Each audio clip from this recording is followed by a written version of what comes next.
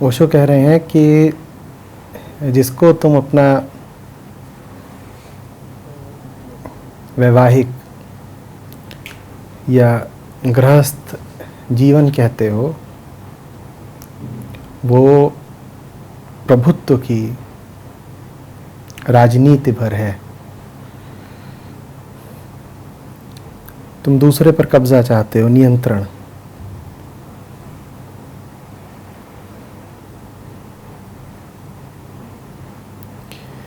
आगे कह रहे हैं कि तुम्हारा पितृत्व, तुम्हारा मातृत्व, वो सब कुछ और कुछ नहीं है, बस जरा महीन राजनीति है। राजनीति क्या है, पहले इसको समझेंगे।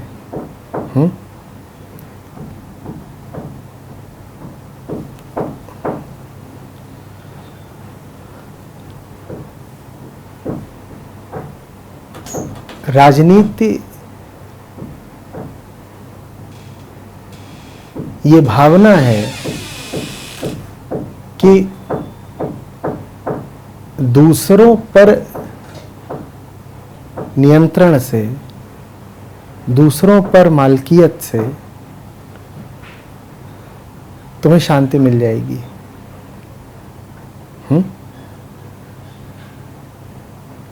शांति पाने के दो तरीके होते हैं। एक तो ये कि सर झुका दो, और दूसरा ये कि बहुत सारे दूसरे सरों को अपने सर का गुलाम बनाना चाहो और ये उम्मीद करो कि इससे शांत हो जाऊंगा। हमारी तकलीफ ये है, हमारा भ्रम ये है कि हम सोचते हैं कि जहां से अशांति आई है, शांति भी वहीं से आ जाएगी। हमें लगता है कि संसार ही सब कुछ है और जो कुछ आता है संसार से ही आता है। अशांति संसार से आई है तो क्या पता शांति भी संसार से ही आ जाए।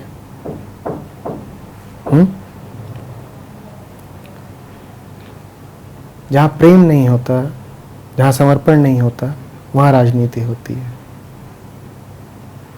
जहां प्रेम नहीं, जहां समर्पण नहीं, वहां राजनीति होगी।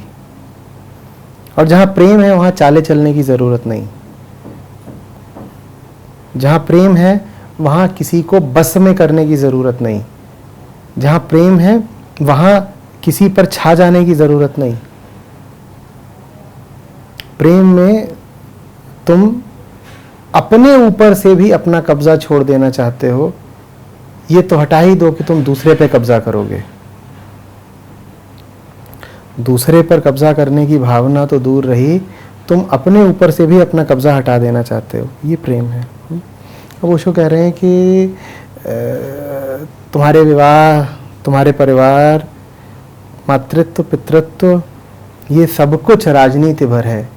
तो आशय इससे यही है उनका कि हम जिसे अपनी सामान्य पारिवारिक व्यवस्था कहते हैं, उसमें प्रेम का बड़ा अभाव है।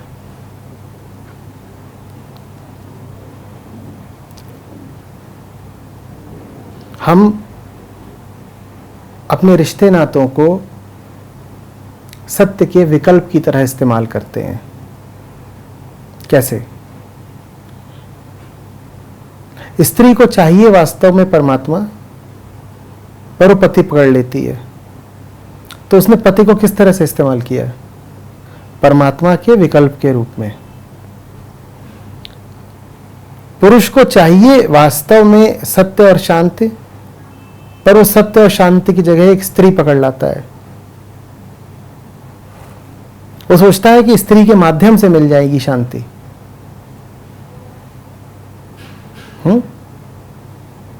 तो उसने स्त्री को किस रूप में इस्तेमाल किया? शांति के विकल्प के रूप में। इसी तरीके से जब आपको सहारे की जरूरत होती है, जब आपको लगता है कि अमरता आवश्यक है, मृत्यु का डर सताता है, जब आपको जीवन में ज़रा पानी चाहिए होता है, नमी, तरलता,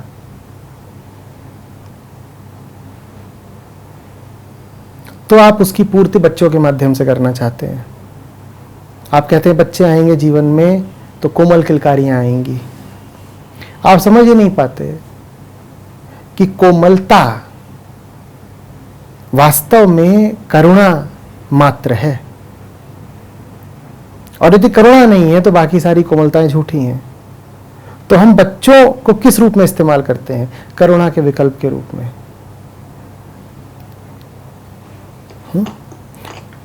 तो इसलिए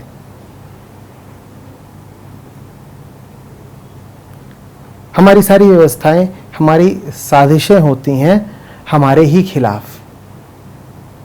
हमने व्यवस्था बनाई है ये कह करके कि ये व्यवस्था मुझे कुछ दे देगी, जबकि हकीकत ये होती है कि वो व्यवस्था आपसे वही छीने ले रही होती है जिसको पाने के लिए आपने व्यवस्था बनाई। आपने घरौंदा तैयार किया सुरक्षा पाने के लिए, वो घरौंदा वास्तव में आपकी वास्तविक सुरक्षा का दुश्मन है।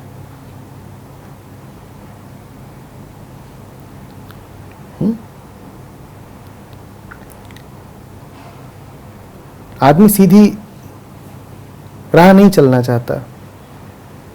आदमी को ये बड़ी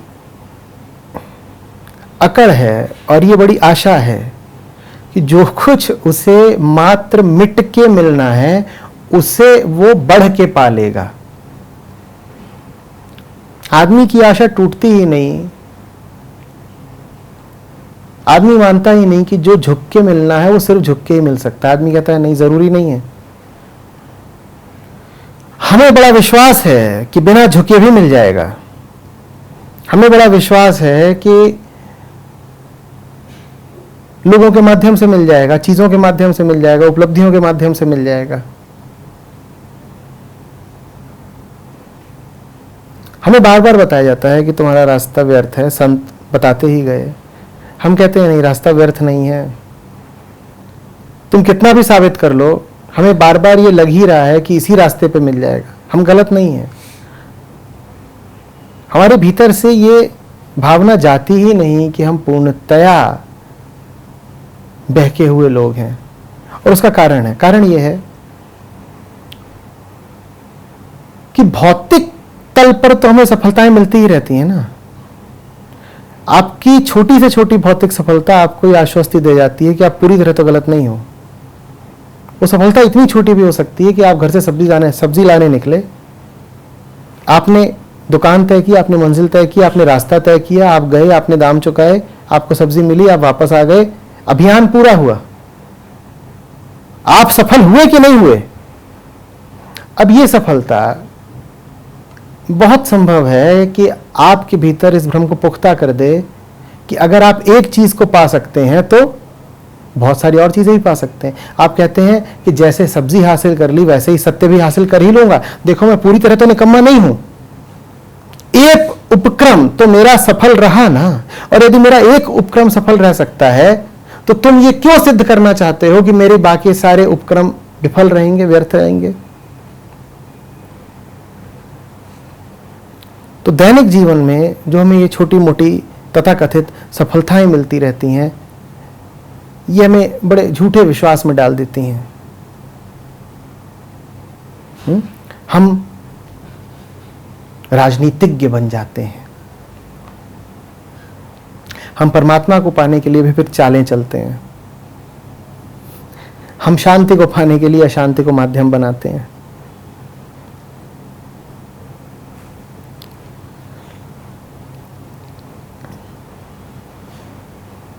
क्यों नाम देते हो रिश्तों को? क्यों रिश्तों को कानून का जामा पहनाते हो?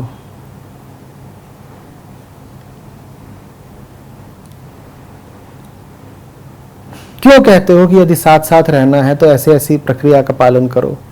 और साथ रहने भर की प्रक्रिया नहीं है, अगर अलग होना है तो उसके लिए भी प्रक्रिया का पालन करना पड़ेगा। बड़ी मजेदार बात है। दो लोग यदि अलग होना चाहें तो उसके लिए भी उन्हें समाज की और कानून की और धर्म की अनुमति लेनी पड़ेगी। प्रेम के लिए तो अनुमति चाहिए ही, अप्रेम के लिए भी अनुमति चाहिए। और यदि आप अलग होना चाहें और कानून अनुमति न दे तो बड़ी मुश्किल है, आप अलग नहीं हो सकते। दिल कब के जुदा हो गए, लेकिन नाम जुदा नहीं हो सकते जब तक समाज और कानून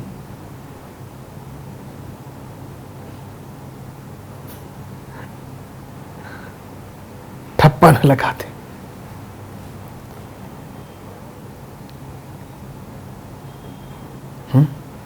वास्तविक परिवार वो होगा जिसमें 2 लोग, 5 लोग, 10 लोग मात्र प्रेमवश इकट्ठे होंगे, इसलिए नहीं कि भया विवाह मूर्ख करीबों का, ये कहावत चलती है।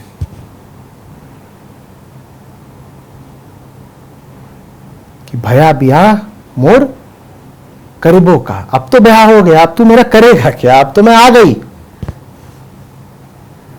अब जो कर सकता है करके दिखा ले, अब तो तुझे विवश होकर के मुझे ढूंढना पड़ेगा। हाँ, तो अपनी विवशता को चाहे जो नाम दे ले, अपने आप को बहलाने के लिए तू कहता रहे कि तुझे प्यार है, हकीकत यह है कि मजबूरी है। हकीकत यह है कि अगर तेरे पास विकल्प होता तो तू मुझे कब का छोड़ चुका होता। हकीकत यह है कि आज यदि तुझे एक ताजा नया चुनाव करने को मिले तो तू मुझे कभी ना चुने, लेकिन भया बिया अमूर अब करीबों का, अब तो तू फंसा।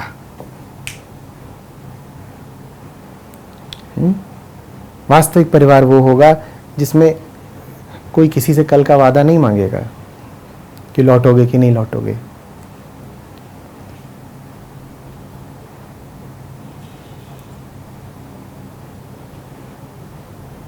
सुप्रीम कोर्ट ने आज रोक लगा दी है, कहा है कि ये मर्यादित नहीं, उचित नहीं, और ये महिलाओं के अधिकारों का अतिक्रमण है कि आप सिर्फ 3 बार तलाक बोलें और किसी को छोड़ दें। मैं कहता हूं वास्तविक रिश्ता वो होगा जिसमें तलाक बोलने की भी जरूरत नहीं होगी। जैसे समय आने पर पत्ता पेड़ से टूट के गिर जाता है, वैसे ही जब समय आएगा तो बिना किसी हिंसा के, बिना द्वेष के, बिना वैमनस्य के, बिना कटुता के, बस पत्ता पेड़ से अलग हो जाएगा। 2 मुसाफिर मिले थे, साथ साथ चले, जब तक साथ चले सफर बड़ा खूबसूरत था। फिर एक जगह आई जहां दोनों एक दूसरे को नमस्कार करते हैं और कहते हैं अलविदा।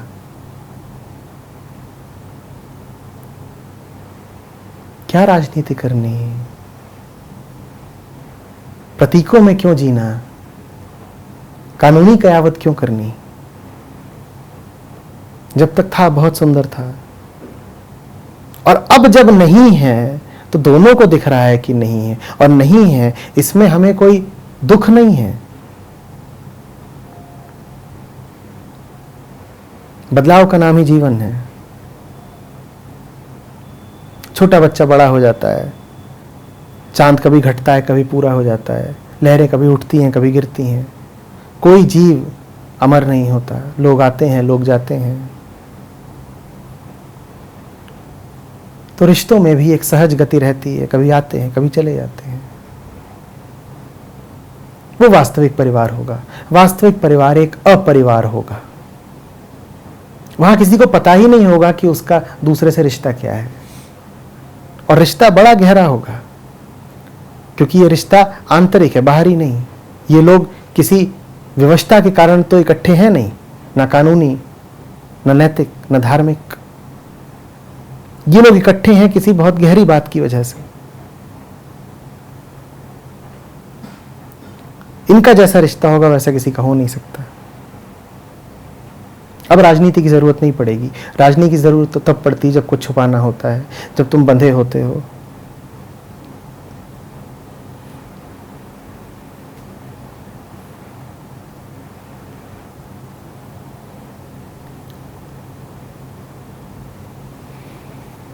ठीक है। हमारे ज़्यादातर चीज़ों में ऐसे ही होता है कि हम बंधे ही हुए हैं। जैसे ऑफिस है तो कभी ऐसा है कि नहीं मन है या फिर नहीं मन लग रहा है उसको करने का काम है, और अब इट्स कंपल्सन क्योंकि हमें करना है, परिवार है, बच्चे हैं, चलाना है फैमिली है, तो वो तो मतलब उसमें तो मज़ा ही है। जिनकी खातिर तुम्हें अपनी सृजनात्मकता का, अपने आनंद का गला घोटना पड़े, उनसे प्रेम कर पाओगे क्या? बीवी हैं, बच्चे हैं, उनकी खातिर अगर तुम्हें रोज़ रोज़ एक ऐसी जगह यातना सहनी पड़ रही है जिसका तुम्हारे हृदय से कोई संबंध नहीं, तो तुम उन लोगों से भी प्रेम कर पाओगे? और यदि उनसे प्रेम नहीं कर पा रहे तो तुमने उनके साथ भला किया कि बुरा किया? कहते तो तुम ये हो कि मैं तुम्हारी खातिर उस दफ्तर में जाके यातना सहता हूं। लगता तो ऐसा है जैसे उनके साथ भला करना चाहते हो, पर अगर तुम उस दफ्तर में यातना सह रहे हो तो घर पे माहौल प्रेम का नहीं रह पाएगा। बताओ भला किया कि बुरा किया? जिनकी भलाई चाहते थे उन्हीं से प्रेम नहीं कर पाओगे।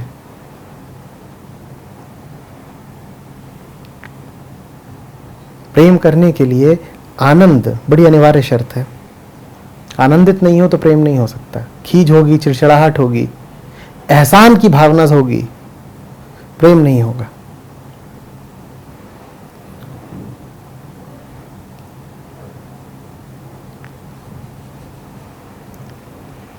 ऐसी चीज़ों में अपने मन को फोर्स करते हैं कि करना ही है। डरे हुए हो तुम, जैसे हो उसमें हर तरफ तुम्हारी ही तुम्हारी गूंज है। ऐसा नहीं है कि सिर्फ दफ्तर से तुम्हारा रिश्ता हल्का है। हल्के से मेरा अर्थ है बिना किसी गहराई का, बिना किसी गुरुता का। पूरी दुनिया से जो हमारा रिश्ता है उसी में गुरुता नहीं है।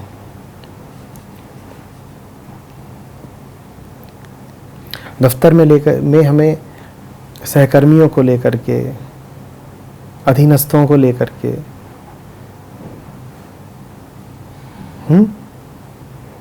अपने वरिष्ठ कर्मियों को लेकर के शंका रहती है। और घर में भी तो वही शंका रही आती है।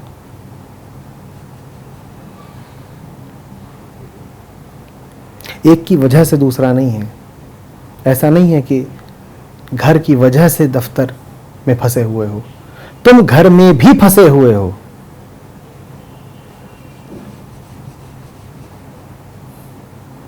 मेरी बात जरा अपमानजनक लगती है और ये कहना जरा शूरता का सूचक लगता है कि साहब